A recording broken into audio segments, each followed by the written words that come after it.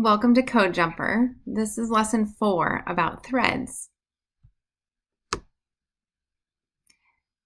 The objectives of this lesson are to understand what a thread is, that computer programs are created using multiple threads, and just how to create a program containing multiple threads. The expected outcomes are that all students will explain what threading is and identify threads in an existing program. Most students will recreate a program with 2 threads using a sample as a model. And some students will be able to create an original program that combines threading and sequencing. The key vocabulary word for this lesson is thread. A thread is one set of commands or tasks that can be carried out at the same time as another set of commands. The first part of this lesson is an unplugged activity. The objective is to introduce the concept of a thread and how and when Code Jumper can play 2 separate sequences at the same time. The materials needed for this unplugged part are the thread sound cards, which are located at the end of the lesson, and you're going to need quite a few participants. Of course, this could be adjusted depending on your class, but you might want to bring in some extra support for this if needed. You're going to need 11 or more student participants. There's one student who will pretend to be the hub, and there will be 2 threads of 5 students each. So that makes 11. So given their cards, you'll need to print them out ahead of time, or at least make sure each student knows what's on their card.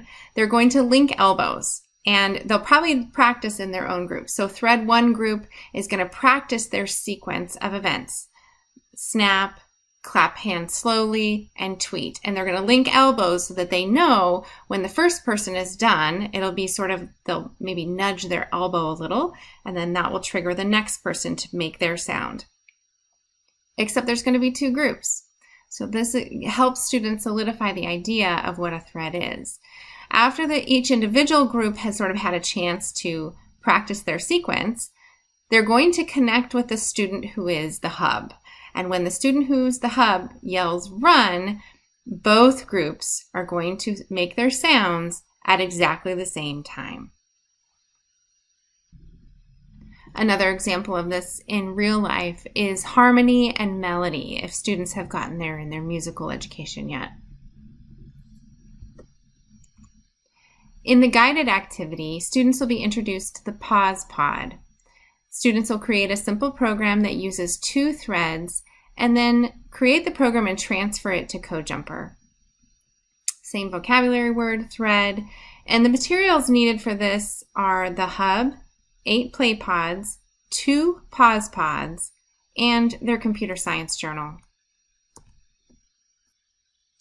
For this part, I'm probably not going to show them the app right away, but I will be showing them this setup. I have a hub, and in thread 1, there's a play pod connected to it with the sound, guitar. The thread 1 is guitar sounds, C5 for half-time speed, and then connected to this, so that first play pod is a second play pod playing D5 for half-time speed. And then in the second thread, there's another 2 play pods connected. Those are on a different sound set. Those are on the percussion sound set. And so the first play pod is set to cowbell for 1.5 times speed. And the second play pod in that same thread is set to play cymbal crash for 1.5 times speed. Now, without playing it, this is a great opportunity to ask students to make a prediction about what they think will happen when you press play. This is also a good glimpse into how students can attempt to communicate what they're thinking. So in their computer science journals, have them write down what they think will happen or what they think the code will look like. There are a variety of different ways to do this. And so it's nice to just see what they're thinking to start, but they might need a little bit of guidance, and that's fine. It doesn't matter how it looks, as long as you can understand that there are 2 threads happening at the same time. Depending on the developmental stage of your students, making a table may or may not be their first go-to, and that's okay. So going back up to the PowerPoint, I have up on the screen a table, an example table that you could guide students to, depending on their abilities, to sort of organize their thinking around these two threads. So this is an opportunity for students to put their thinking down about each of the threads and how they might, this is one way they might organize it. There are 2 columns and 3 rows in each column, and each row has a different set of information. So the first one says thread 1, animal sounds, on the left, and on the right column in the first row it says thread 2, nature. The second row states the command, the parameter, and the speed of that item or that pod, and the third row is the next pod in connection. So as you go down in thread 1 in that column, you'll hear the command play, parameter, sound rooster, speed, 0.5 times speed. And then the next one would be command play, parameter horse, speed, 0.5 times speed.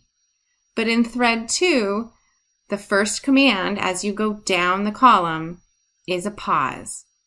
Then the parameter says 1 beat. Then in the next row down it says the command is play and the parameter is rainfall at 2 times speed.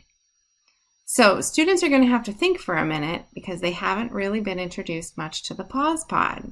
And this is an opportunity for them to utilize their thinking skills and figure out what's going to happen if the command in thread 2, the first command, is pause, whereas the first command in thread 1 was to play the sound rooster for 0.5 times speed.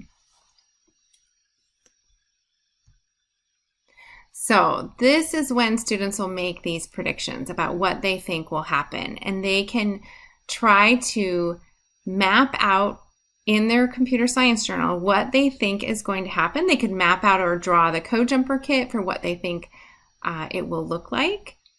And then you're going to give them the kit and let them try to recreate that table or that those 2 threads with rooster then horse, and in thread 2 it's going to be a pause and a play. And up on the screen right now on the left is an image of the hub, and in thread 1 there's 2 play pods connected to each other to thread 1, and in thread 2 the first is a pause pod. The pause pod is the pod that has a single red ridged dial. And the pause pod is connected to thread 2, and then there's a play pod coming after the pause pod in thread 2. On the right side of the screen is an image of the Code Jumper app showing the same setup as the table I just described on the previous screen. There are 2 threads shown, thread 1, animals, and it has 2 lines of code underneath that say play rooster for 1 time speed, and the second line says play horse for 1 time or for half time speed. Thread 2 has the nature sound set. The first line is pause for 1 beat, and it's colored orange, and the next line says play rainfall for 2 times speed. There's a difference between these 2 lines of code. The line of code for the pause command is orange, whereas the line of code for the play command is blue.